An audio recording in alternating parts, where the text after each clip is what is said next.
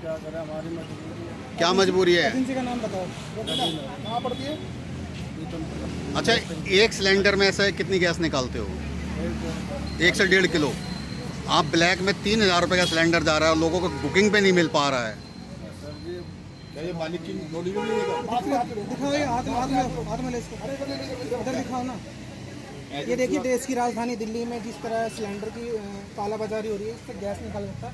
ये देखिए, ये है गाड़ी सिलेंडर की, देखिए। और ये देखिए सिलेंडर है, और ये सिलेंडर सप्लाई करता है। कितनी गैस निकालते हो बताओ भैया? गैस इधर कितनी गैस निकालते हो? 1 से 1.5 किलो गैस निकालते हो एक सिलेंडर से। कस्टमर का नुकसान नहीं करते आप लोग? हाँ है सर, नुकसान। फिर क्या करें, मजबूरी। कौन कहता करने के लिए? ये तो मजबूरी क्या है? जब मालिक की कंपनी आपको पैसा दे रही है तो मजबूरी किस बात की हो गई? से क्या वो हो जाएगा? कितने रुपए? 2-3 रुपए से गुजारा हो जाएगा। 35 रुपये सिलेंडर मिलता है आप लोगों को। 35 रुपये